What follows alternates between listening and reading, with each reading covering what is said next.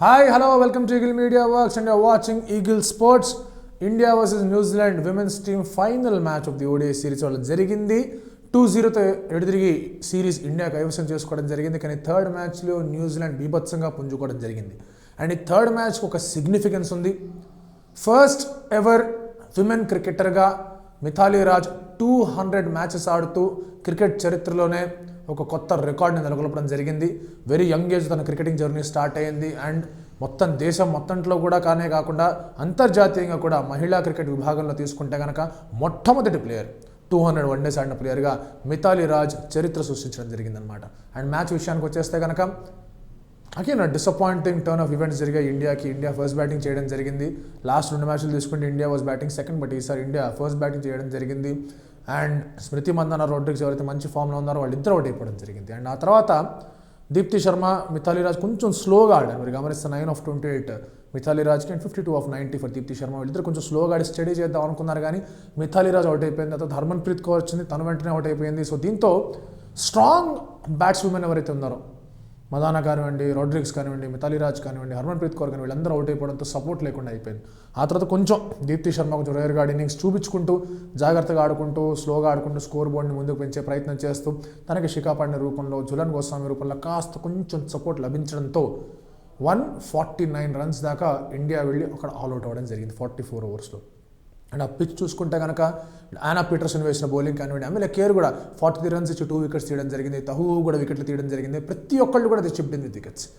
And starting నుంచే వికెట్లు పడుతూ వస్తూ వచ్చాయి. ఇన్ఫార్మ్ బ్యాటర్ స్మృతి మందన అవుట్ అయిపోవడం, ఎందుకంటే ఫస్ట్ మ్యాచ్లో సెంచరీ, సెకండ్ మ్యాచ్లో 90 అండ్ ఈసారి ఎక్కువగా స్కోర్ బోర్డ్ని ట్రబుల్ చేయలేదు. ఆ తర్వాత మిథాలీ రాజ్ అవుట్ అయిపోతూ ఉండడం, అండ్ అలాగే హర్మన్ప్రీత్ కౌర్ ఫస్ట్ టైం తనకు బ్యాటింగ్ రావడం జరిగింది, తను కూడా అవుట్ అయిపోవడం ఈ సిరీస్తో తొందరగానే.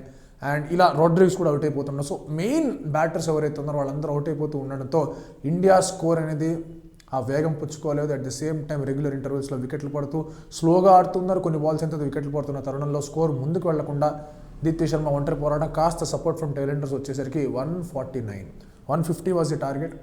అండ్ మన వాళ్ళు స్టార్ట్ చేయడం జరిగింది.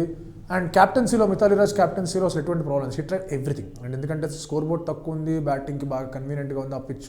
సో మొదటి నుంచి ఏక్తా బెస్ట్ని తీసుకొచ్చి సెకండ్ ఓవర్ నుంచి వేయడం జరిగింది. ఆ తర్వాత అక్కడి నుంచి మెల్లిగా పుంజుకొని ఆడడం, డౌన్ వాళ్ళ ఓపెనింగ్ రావడం జరిగింది, డివైన్ 2 డౌన్ రావడం జరిగింది. అండ్ సూజీ బేట్స్ బాగా ఆడి ఒక 50 కొట్టడం జరిగింది, అద్భుతమైన 50 కొట్టడం జరిగింది. అండ్ ఆ తర్వాత మళ్ళీ శారద్ వైడ్ వచ్చి ఇంకొక అద్భుతమైన 60 రన్స్ కొట్టడంతో అక్కడ వీళ్ళిద్దరు మెయిన్ బ్యాటర్స్ ఎవరైతే న్యూజిలాండ్కి ఉన్నారో కెప్టెన్ శారద్ వైడ్ అలాగే సూజీ బేట్స్ వీళ్ళిద్దరు 50 కొట్టడంతో things became very very easy for New Zealand. హ్యాపీగా సునాయాసంగా అవలీలుగా ఈ విక్టరీని వాళ్ళు సొంతం చేసుకోవడం జరిగింది. 8 వికెట్స్తో వాళ్ళు విక్టరీని సొంతం చేసుకున్నారు. అండ్ సిమిలర్గా ఉంది కదా, అంటే మెన్స్ క్రికెట్లో కూడా 4th వన్డేలో తీసుకుంటే మనం 92 ఆల్అౌట్ వాళ్ళందరూ కూడా వచ్చేసి 8 వికెట్స్తో విక్టరీ చేసుకోవడం జరిగింది. అక్కడ రోహిత్కి 200th వన్డే ఇంటర్నేషనల్ తను ఓడిపోవడం జరిగింది. He was the captain of the squad. Then ఇక్కడ 200th ODI ఇక్కడ మనకి మిథాలీ రాజ్కి తను కూడా క్యాప్టెన్గా ఉంది. ఒక రకమైన షాడీ కైండ్ ఆఫ్ పర్ఫార్మెన్స్ అని చెప్పుకోవచ్చు. బట్ ఈ ఒక సిరీస్ తీసుకుంటే కనుక ఒక డామినేటింగ్ డిస్ప్లే జరిగింది ఇండియన్ విమెన్స్ క్రికెట్ దగ్గర నుంచి.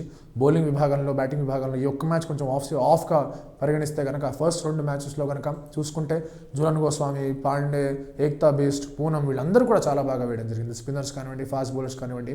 ఫీల్డింగ్ వాజ్ జస్ట్ అటు ఇటుగా ఉండింది. అండ్ కొంచెం ఇంకా డెవలప్ అవుతూ వచ్చింది సెకండ్ మ్యాచ్లో. థర్డ్ మ్యాచ్లో పెద్దగా ఆస్కారం మనకు కనిపించలేదు. Everything was very very loose third మ్యాచ్కి వచ్చేసరికి.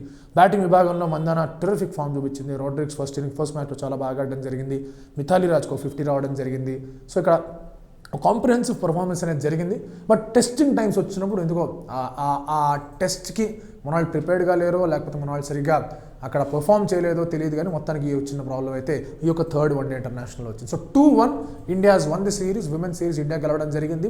And out side India, out side Asia, foreign soil మీద, సదర్న్ హెమిస్ఫియర్లో న్యూజిలాండ్ మీద గెలవడం అనేది మామూలు విషయం కాదు.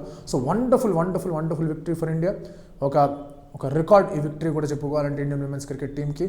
At the same time personal milestone కనుక తీసుకుంటే కనుక మిథాలీ రాజ్ 200 వన్డే ఇంటర్నేషనల్స్ ఆడడం అనేది దేశంలోనే కాదు విదేశాల్లో కూడా యావత్ క్రికెట్ మహిళా విభాగం మొత్తంలో కూడా చాలా ఇన్స్పిరేషన్ ఇచ్చే ఒక విషయం. ఎందుకంటే చాలా రికార్డ్స్ తన మీద ఉన్నాయి. హైయెస్ట్ రన్ గెటర్ తనే, హైయెస్ట్ ODIs ఆడిన తనే, హైయెస్ట్ T20 రన్స్ గెటర్ తనే. సో ఇలాంటి ఒక పరిస్థితుల్లో మిథాలీ రాజ్ ఇలాంటి మైల్ స్టోన్స్ తీసుకుంటూ ఉంటే కనుక ప్రతి ఒక్క మహిళా క్రికెటర్కి ఇది ఒక ఇన్స్పిరేషన్, ఒక స్ఫూర్తి. అండ్ అంతటి మంచి ప్లేయర్ మనకుండి ఆడుతూ ఉన్నది చూస్తుంటే కనుక we all feel proud. And especially ఒక 1.5-2 months క్రితం జరిగిన ఇష్యూస్ అంటే మనందరికీ తెలుసు. బట్ అవన్నీ కూడా పక్కన పెట్టేసి ప్రొఫెషనల్గా అందరూ కూడా స్టిక్ ఆన్ అయ్యి టీం కోసం ఆడడం, వాళ్ళు కూడా సెలబ్రేషన్ చేసుకోవడం మనం చూసాం. మిథాలీ రాజ్ కేక్ కట్ చేయడం కూడా మనం వస్తూ వచ్చాం. అండ్ ట్వీట్స్ చూసాం లక్ష్మణ్ దగ్గర నుంచి, మిగతా ఇతర క్రికెటర్స్ అందరి దగ్గర నుంచి కూడా ట్వీట్స్ రావడం జరిగింది.